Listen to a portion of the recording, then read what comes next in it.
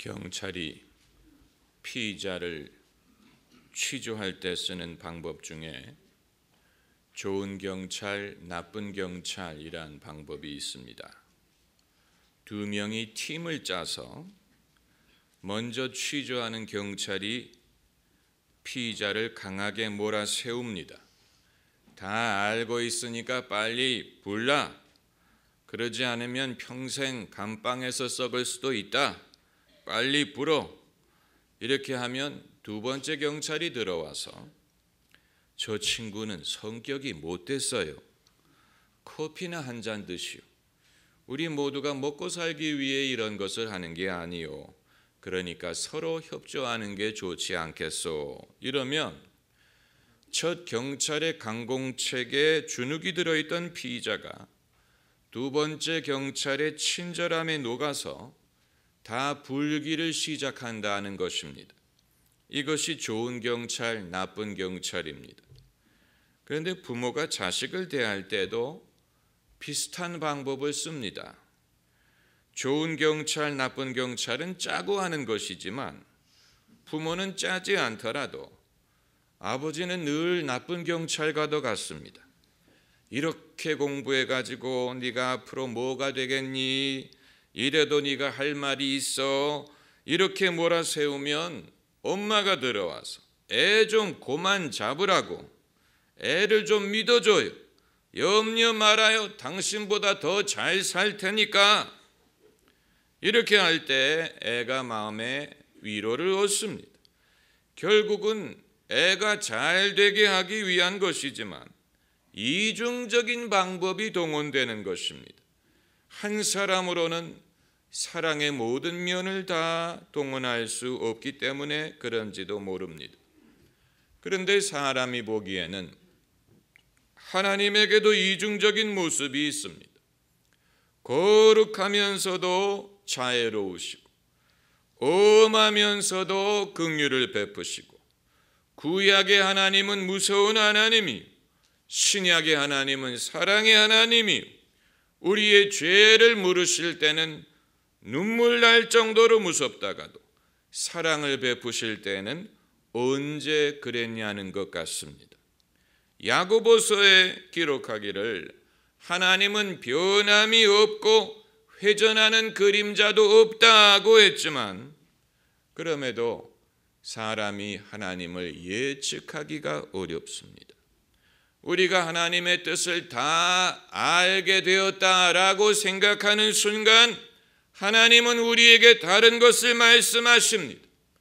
오늘 본문이 전형적인 예, 하나님이 아브라함에게 자식을 주겠다고 약속을 해서 25년을 기다려서 이삭을 얻었는데 이제 와서 어느 날 이삭을 번제로 바치라고 명령하시는 것입니다. 어느 것이 하나님의 뜻이라는 말입니까? 헷갈릴 수밖에 없는 것입니다. 오늘 본문에 오늘 설교 제목에 하나님의 이중성이라고 명명을 했지만 그건 하나님이 이중적이라는 말이 아니고 사람이 하나님의 뜻을 다 알 수 없다는 말입니다. 자기가 하나님을 섬기고 있다고 믿는 사람은 가끔은 그 사실을 상기해야 됩니다. 그러니까 하나님이 우리를 헷갈리게 하지는 않더라도 적어도 김세게 할 수는 있습니다. 이 제자들이 나가서 복음을 전한 후에 신이 나서 돌아와서 예수님께 주여 주의 이름으로 귀신들도 항복을 하더이다 라고 신이 나서 보고를 했더니 주님이 뭐라고 대답하셨는지 아십니까? 귀신들이 너희에게 항복하는 것으로 기뻐하지 말고 너희 이름이 하늘에 기록된 것으로 기뻐하라. 김새는 말씀이에요. 그럼 귀신을 쫓아내지 말라는 말입니까? 그건 아니지만 그것 때문에 흥분하지는 말라는 얘기. 김새는 말씀이 또 있습니다. 너희가 산을 움직일 만한 믿음이 있더라도 사랑이 없으면 아무것도 아니요. 이것은 김이 새는 것뿐만이 아니고, 그럼 하나님의 뜻이 어디에 있다는 말입니까? 산을 움직인 것은 불필요하다는 말입니까? 우리가 어렵게 믿음을 배워서 믿음대로 살 때는 언제고, 이제는 사랑이 없으면 그 믿음도 쓸데없다는 말입니까? 그럼 산을 움직이려고 하지도 말고 귀신을 쫓아내려고 하지도 말고 그저 사랑만 하며 살면 된다는 얘기입니까? 그거 아니에요. 이 일은 이 일대로 해야 됩니다. 다만 중요한 것이 무엇인지를 알아야 된다는 말인데, 그것이 우리 귀에는 때로는 이중적으로 들립니다. 하나님을 기쁘시게 하는 것이 어떤 길인지 잘 모를 때가 있습니다. 어려워요. 잘하고 있다고 생각하는 순간에 그게 아닐 수도 있다는 사실을 깨닫는 것입니다. 그래서 요즘에 아버지의 수고와 사랑에 대하여 알아주려고 하지 않습니다.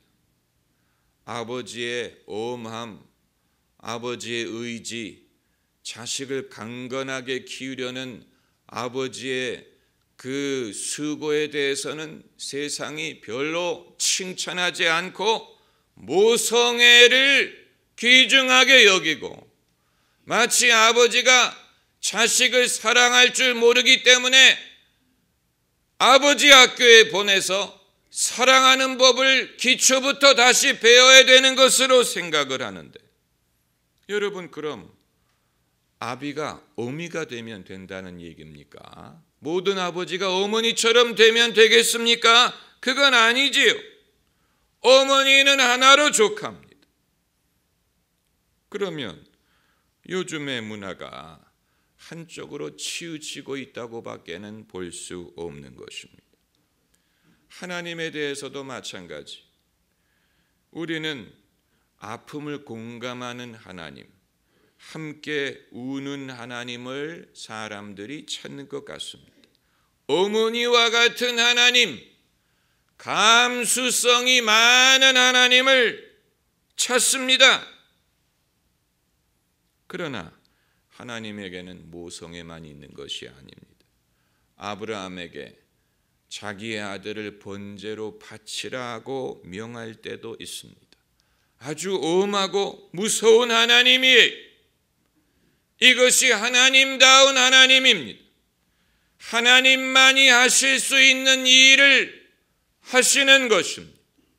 하나님이 하나님의 역할을 하시는 것입니다. 하나님이기 때문에 하실 수 있는 일이.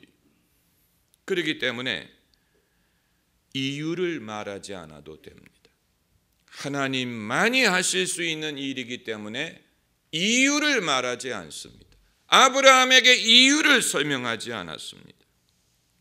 사람이 하나님을 다 파악했다고 생각하는 순간에 하나님은 기대하지 않던 일을 하셔서 사람을 당황하게 하십니다. 출애굽기를 보면 모세가 하나님의 사명을 부여받고 가족들과 함께 미디안을 떠나서 애굽으로 향할 때 아무 전후의 설명이 없이 하나님이 모세를 죽이려 했다 하는 성경 구절이 나옵니다. 아주 당황스러운 성경 구절. 모세가 죽을 뻔했습니다. 그 아내 십보라가 할례 의식을 행함으로 하나님이 모세를 놓아주었다고 했습니다. 아주 이상한 사건이, 이러한 성경 구절이 있다는 것은 성경이 사람이 지어낸 얘기가 아니라는 증거가 됩니다. 만약에 사람이 지어냈다면 그런 이해하기 어렵고 당황스러운 구절을 포함시킬 리가 없는 것입니다. 하나님의 영감으로 기록된 하나님의 말씀이기 때문에 사람들이 이해할 수 없는, 때로는 당황스러운 구절까지도 포함이 되어 있는 것입니다. 아주 이상한 사건이지요. 하나님을 이해할 수 없는 면이 모세에게 애굽으로 가서 이스라엘 백성을 풀어주라고 명할 때는 어디고 언제고 왜 갑자기 하나님이 모세를 죽이려고 했다는 얘기입니까? 이제 이것은 신학자들이 말하기를 할례를 행하지 않는 것에 대한 하나님의 진노를 말하는 것이다 라고 설명할 수 있습니다마는, 그럼에도 불구하고 100% 만족스러운 대답은 아닙니다. 아브라함의 성숙함이 여기에 있습니다. 하나님이 그에게 이삭을 모리아산으로 데리고 가서 번제로 바치라고 명하셨을 때 아브라함은 항의하지 않았고 당황하지 않았고 묵묵히 순종했습니다. 오히려 당황한 쪽은 하나님이었을 것이라고 생각됩니다. 하라니까 정말 하네, 바치라고 하니까 정말 바치려고 하네. 그래서 마침내 하나님이 뭐라고 말씀하십니까? 야야, 아에게 손대지 말라. 바치랜다고 바치면 어떡하네? 하나님이 이북 사투리를 쓰십니다. 천사를 통해서 아브라함아, 아브라함아, 손대지 말아라. 오히려 하나님이 당황했어요. 아브라함이 당황한 게 아니고 하나님이 급하게 그를 조제하지 않습니까? 그러니까 아브라함은 하나님이 하나님이신 줄을 안다는 얘기. 순종이 이해보다 앞섭니다. 이해하기 때문에 순종하는 게 아니고 순종을 하면 이해하게 됩니다. 아주 중요한 것입니다. 성 어거스틴도 말하거든, 내가 이해해서 믿는 게 아니고 믿으니까 이해가 된다고 했는데, 아브라함이 일평생 하나님과 동행하면서 얻은 교훈은 이해하기 때문에 순종하는 게 아니고 순종을 했더니 이해가 된다는 것입니다. 그래서 오늘 본문에서도 아브라함이 순종을 했더니 하나님의 뜻을 이해하게 됐어요. 그의 사랑을 시험하기 위한 것이었고 하나님을 먼저 사랑하는지를 알고자 하셨던 것입니다. 하나님이 원하셨던 것은 그 아들이 아니었어요. 아브라함의 사랑을 알기를 원하신 것이었죠. 여러분, 우리는 하나님을 인간의 차원으로 끌어내리려고 하면 안 됩니다. 하나님을 하나님 되게 해야 됩니다. 하나님이 알아서 하실 줄 믿어야 됩니다. 하나님이 준비하실 줄 믿어야 됩니다. 내 눈에 보이지 않지만 하나님이 알아서 준비하실 줄을 믿어야 됩니다. 이것이 아브라함이 오늘 본문에서 고백한 것입니다. 여호와 이레라는 말은 하나님이 준비하실 것이다 라는 말이에요. 아브라함에게는 하나님이 이중적이지 않고 하나님은 하나님이실 뿐입니다. 하나님은 당신의 이 일을 하십니다. He knows what he's doing. 하나님은 당신이 하시는 일을 알고 하시는 것입니다. 그러나 일반인에게는 그것이 무섭습니다. 그래서 많은 사람들이 순종하지 못하는 것입니다. 어느 시각장애인이 말하기를, 누가 나를 손을 붙잡고 인도할 때 50m 밖에 무엇이 있는지 말해주지 않습니다. 10m 앞에 무엇이 있는지 말해주지 않습니다. 지금 바로 앞에 무엇이 있는지를 말해줍니다. 그것으로 족합니다. 앞에 있는 것은 거기까지 가면 알게 될 것입니다. 하나님도 마찬가지라고 말했어요. 하나님도 마찬가지. 우리는 시각장애인보다도 더 멀리 내다본다고 생각하기 때문에 쓸데없는 것까지 염려하는 것입니다. 우리는 남들보다도 더 똑똑하다고 생각하기 때문에 불필요한 것까지도 염려하는 것입니다. 우리가 일평생 주님과 동행하면서 깨닫는 것이 있다면 하나님은 당신을 의지하는 자를 실망시키시지 않는다는 사실이고, 하나님은 하나님이시고 하나님은 당신의 일을 하시고, 때로는 그 이유를 우리가 다 이해할 수 없지만 우리가 믿고 순종하면 이후에 이해하게 되는 것뿐만이 아니고 우리가 순종하기를 정말 잘했다라고 감사할 수 있게 된다는 것입니다. 할렐루야. 기도하십시다.